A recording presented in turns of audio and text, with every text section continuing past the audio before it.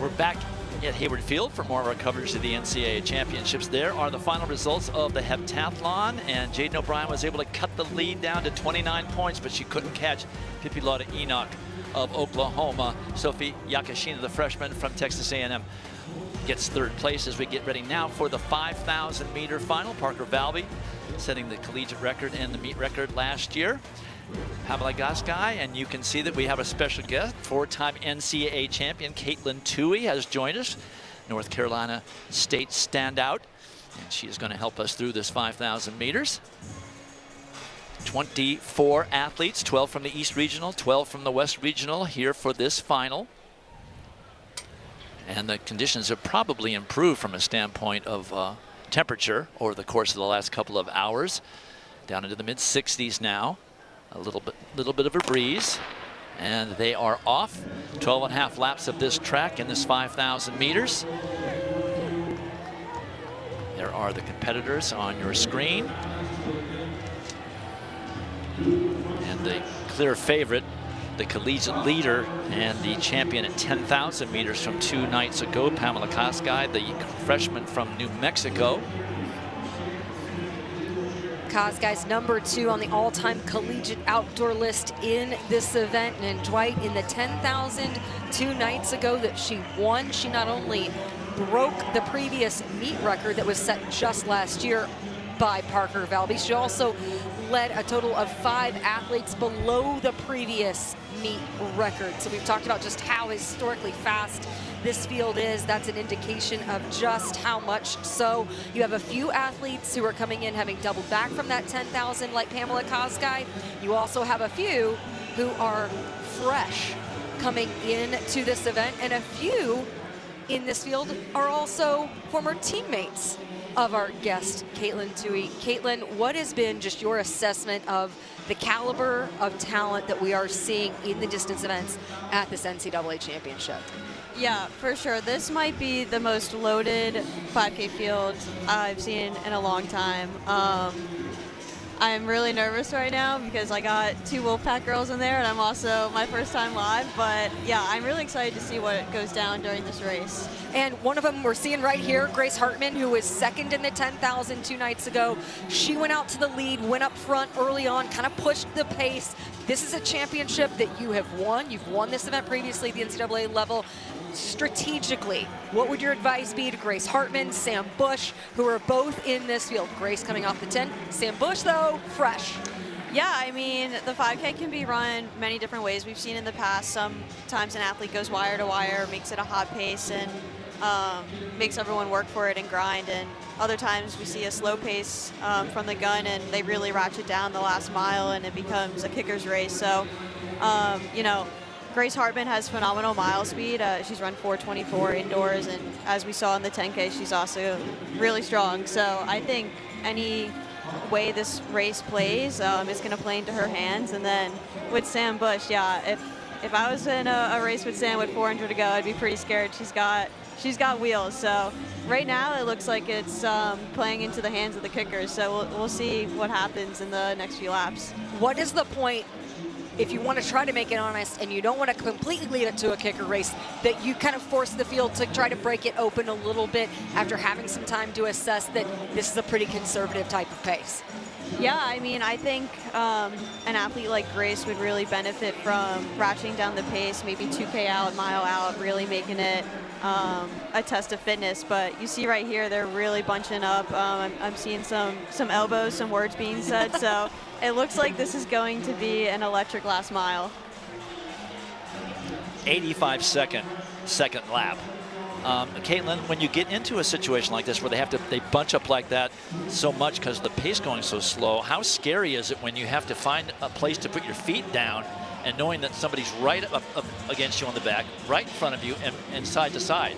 Yeah, I mean, it can be really scary. You know, a lot of people like to run on the rail to save energy, run the least distance possible. But when you're out here running 85-second laps, I mean, it might be more beneficial. I mean, you see athletes swinging almost into lane 3 at this point to protect your space and, you know, reduce the risk of going down and getting tripped.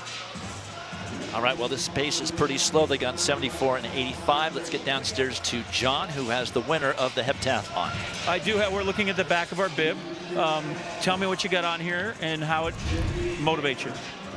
So every year I choose keywords that I want to follow for the whole year. And this year I chose calm, collected, confident, and connected. And this is how I get through the pentathlons, heptathlons, especially this year. And because every year when I'm injured or it doesn't go the way how I want to, then I gotta look to the mirror and think what's wrong, how I can do better, be better. So this year, these words helped me. When we go look at the mirror tonight, what are we going to say to ourselves? Because I feel like it should be a pretty good reflection. Yes, but there's still room to improve, and that's what makes me hungry. Okay, quick, we're going to go by review, okay? You give me a quick answer. How did we do in the 100 hurdles? Just run. Okay. How do we rate our high jump performance? Focus, focus, focus, focus. Shot? Anger. 200? Execute, execution. Long jump? I don't know, feeling light. Okay. Javelin? Control. 800. Mental. Which is better than miserable. Right. Two-time national champ in the heptathlon. Dwight, back to you. Congratulations. Thank you. All right, John. Back to 5,000, and they quickened the pace to 75 seconds to that last 400. 5:17 through the 1,600-meter mark is Marian Jevngetich from New Mexico is up front, along with Peyton Noe from Arkansas. Pamela Kosgei currently in fourth. Grace Hartman has done a great job of positioning herself up front. As we bring in Caitlin Dewey, you can see they started to really push this pace. Now you're starting to get a feel of the rest of this field. Kind of give me your assessment of who is in best position at this point of the race. Yeah, I mean, if I was in this race right now, I would love to be where Peyton Noe and Sophia Kennedy are, just right on the shoulders, out of trouble, and ready to cover moves. I mean, when they're running, 85s and then pick it up to 70-second laps, you want to be in a good position so you're not wasting energy on the outside trying to cover all the moves. They just went 75 seconds and then 72.7 pace. As you take a look at the field right there, you mentioned Sophia Kennedy of Stanford, who is right there in the mix of it. Had a chance to talk to her coach, JJ Clark, today. Sophia has that white top, black bottoms, great perspective there on the field. And he said that, progress is often not linear, especially in distance running, but Sophia Kennedy has had very steady growth and improvement, really not just with the times, but how well that she's competed, learned a lot indoors about positioning herself in championship racing scenarios. How big of a growth point is that in a collegiate career, Caitlin, where you're not just chasing times, but you get to the point where you know how to make moves in races, you know that race instinct, you can trust your gut, you can cover moves. Yeah, at NC State we say you want to have a lot of tools in your toolbox, learn to race in different ways, and that's what championship racing is all about. It's not necessarily who has the fastest PR. It's, it's the simplicity of the sport. It's who crosses the line first. So, yeah, getting in uncomfortable environments and, racing tactically in different ways is really just going to benefit these athletes as they prosper throughout their career. So the quickening of the pace has helped spread the field out a little bit, but still they're pretty well bunched together, all 24 athletes within 10 meters. We're coming up on 6 laps remaining. Let's step aside for a moment and wrap up the high jump. Bar at 6 feet 5 inches. Elena Kulichenko, the senior from Georgia, has been flawless all the way through. The 2024 Olympian who tied for 7th in Paris. And clears another bar cleanly on the first attempt. And still needs to move back. She's just missing with those lower legs. But that is the winning jump. 10 more points for Georgia. 39 points from field events. for the Georgia Bulldogs. The hammer, the javelin, shot put, high jump, and triple jump. It has really been a balanced attack. More field points than track points for the Bulldogs as we get back to the 5,000 meters. 5.5 laps remaining in this race. It's the two New Mexico Lobos up front.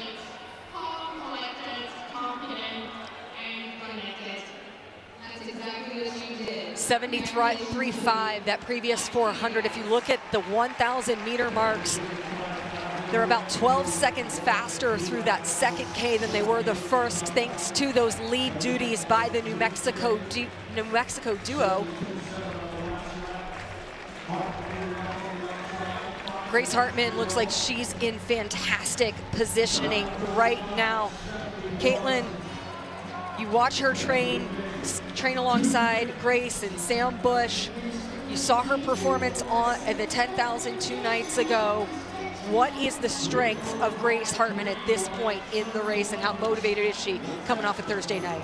Yeah, I know Grace remains super composed under pressure. I mean, if you look at her, she looks super smooth, eyes up, checking her space, and you know, she came here ready to go. She was a little disappointed after the 10K, getting runner-up, but you know, she went to Hobby Lobby today and decorated her spikes. She's got a little sparkle on those 3 stripes. So yeah, she's ready to roll. I talked to her before the race and she was really excited. And then, you know, Sam Bush, she wanted me to give a shout out to Shark, her cat.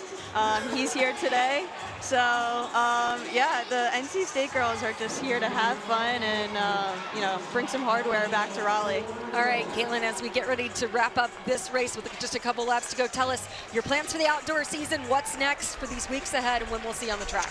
Yeah, I'm actually racing in Portland tomorrow, so as I cheer on the NC State girls today, they'll come to Portland and cheer me on tomorrow, and then me, Sam, Grace, and former NCAA champion Ellie Hennis are all going to head to Park City and get some altitude training in, and then we'll wrap the summer up with a few races in USAs, so I'm looking forward to it. Go figure, you guys are all traveling in a wolf pack together, right, for the outdoor season? Yep.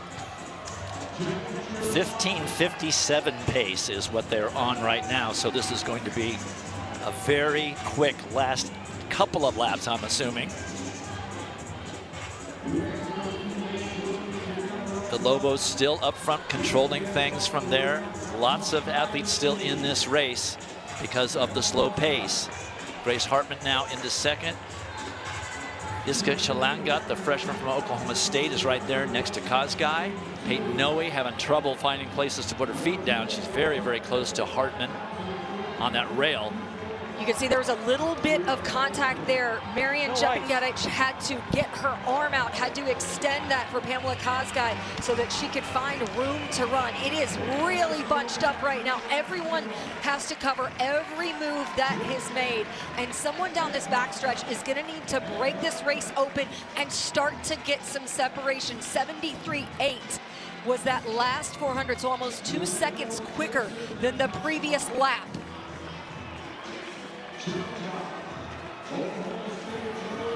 This kind of a pack, this is what you see usually in the first 4 or 5 laps of the race, not the last 3. Well, what we've seen from Pamela Kazgai is that when she decides to go, she can make it difficult for anyone to hang with her. We saw her make a definitive move in the 10,000. She has not yet found that point just yet. Peyton Noe is stalking. We have seen a fantastic kick from her in championship racing. You can see she's really digging in. She is such a tenacious racer. She really gets in there and can grind it out and be really gritty in these types of racing situations. That's Sylvia DeLego of Clemson with the blue bow in her hair. She is right in it as well. Peyton Noe on her outside. 2 laps remaining. You just can feel that something's going to happen soon. Peyton Noe looks incredibly threatening at this point. Another 73.8 second 400. She is one who rises up to the level of championship races. Her coach, Mark Burns, calls her a gamer. I just think that's a very dangerous looking configuration of a pack with so little racing left to go. Coming up just 600 meters remaining in this 5,000.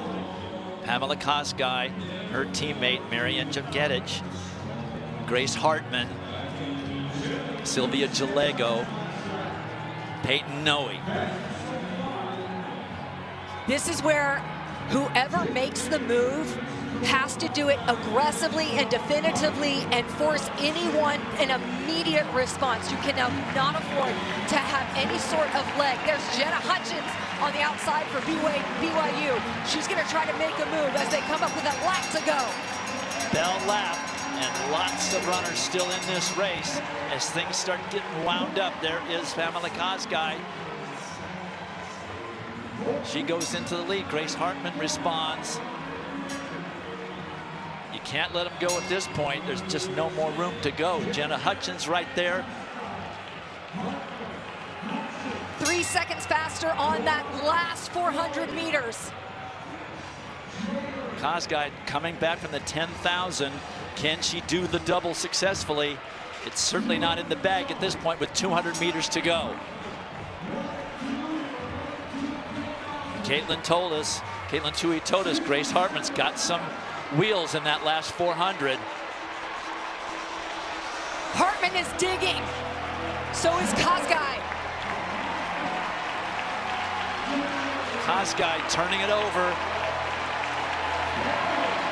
That's Vera Jobert of Boston into second. Kosgei pulls off the double. The time is inconsequential, as she just had more in the tank than anybody else in that last 400 meters. 64.5 last 400 for the freshman from New Mexico. So she runs a meet record time in the 10,000 and successfully comes back 2 days later to outkick everybody else in the last lap of this 5,000.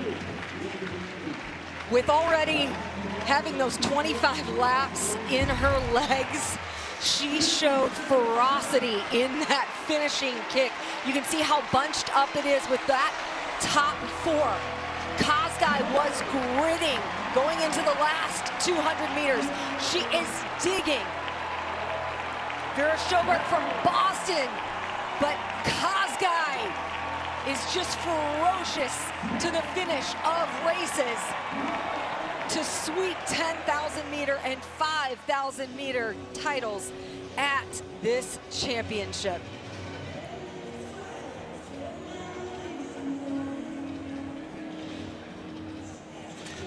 Caitlin Tui rooting on Grace Hartman. For a while there, it looks like she had a move to make with about 100 meters to go, as she ends up in 5th position. Kosgei wins it. We want to thank Caitlin Tui for coming by and helping us out with that 5,000, giving an insight on her North Carolina State homies. Sophia Kennedy of Stanford, they're 3rd. Marian Jepketich of New Mexico. So New Mexico goes 1st and 4th. And Peyton Noe down to 6th place. All right, only one more event left on the program. 2025 NCAA championships are almost over. The 4x400s are next when we return to Eugene.